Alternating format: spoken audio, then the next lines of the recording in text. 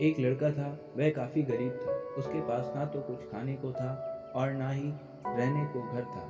वह अपने दोस्त के घर रहा करता था। उसने एक छोटी सी कंपनी में पेंटिंग का काम करना शुरू कर दिया। धीरे धीरे उसके पास काफ़ी पैसे भी हो गए। बाद में वह काफ़ी धनी भी हो गया, लेकिन अभी भी उसके अंदर कुछ कमी का एहसास होता था। जब वह छोटा था तो तभी उसके माता पिता इस दुनिया से चले गए थे। उसने कभी प्रेम को नहीं जाना था। एक दिन जब वह अपने किसी काम से घर के बाहर गया था तो उसे एक लड़की दिखी, जिसको देखते ही इसके मन में उसके लिए प्रेम जाग उठा। वह काफ़ी देर तक उस लड़की को देखता रहा। कुछ देर बाद वह लड़की वहाँ से चली गई।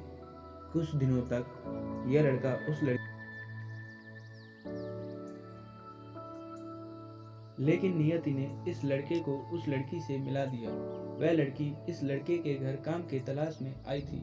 लड़के ने तुरंत लड़की को घर पर काम के लिए रख लिया।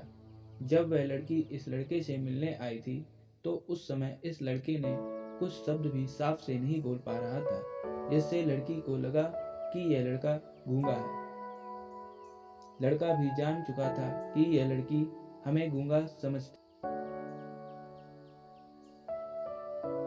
यह लड़की यह समझ रही थी कि यह लड़का इस घर का नौकर है, ना कि मालिक है। अब जब भी यह लड़का उस लड़की के पास जाता तो गूंगा बन जाता। धीरे धीरे यह लड़की इस लड़के पर काफ़ी रहम खाने लगी। अब उसे इस लड़के की लाचारी पर प्यार होने लगा था, लेकिन फिर भी वह लड़की एक बात से डरकर पीछे हट जाती थी। इस लड़की के भी माता पिता बचपन में ही मर चुके थे। इस लड़की को इसके चाचा ने पाला था और वह चाहता था कि वह जब तक जिंदा रहे यह लड़की उसके खाने और पीने का पैसा दे।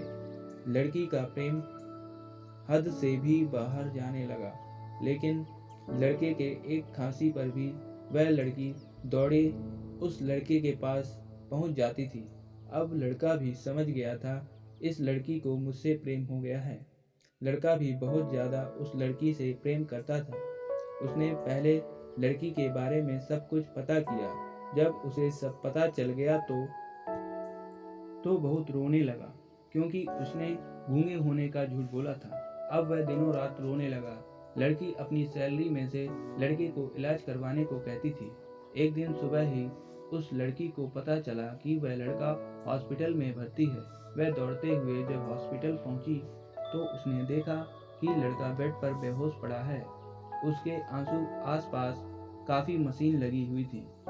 जब लड़की डॉक्टर के पास पहुंची तो वहां पर डॉक्टर ने उसे बताया कि लड़का अब बोल नहीं पा रहा है। उसने अपनी जीभ को काटने की कोशिश की थी। इसके साथ ही डॉक्टर ने उस लड़की को एक पत्र दिया।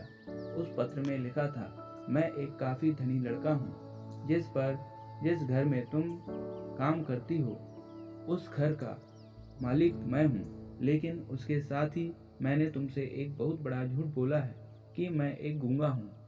अब इस झूठ का प्रायश्चित करने के लिए मैं ऐसा काम करने जा रहा हूँ। इसके साथ ही तुम मेरे घर से मेरे मैनेजर से पैसों को लेकर अपने चाचा को दे देना और एक नई जिंदगी की शुरुआत करना। अगर हो सके तो मुझे माफ़ कर देना। तुम्हारा दोषी। इस पत्र को पढ़ने के बाद उस लड़की की आंख में आंसू से भर गए। वह दौड़ते हुए मंदिर में गई। उसने भगवान के सामने कसम खाया कि जब तक वह लड़का बोलने नहीं लगता है तब तक वह कुछ नहीं खाएगी, भले ही वह मर क्यों ना जाए। इधर डॉक्टर भी उस लड़के को इलाज कर रहे थे। ईश्वर ने दोनों के मन की बात कबूल कर ली और अब लड़का बोलने लगा, लेकिन उसकी याददाश्त जा चुकी थी। अब उसे कुछ भी याद नहीं था।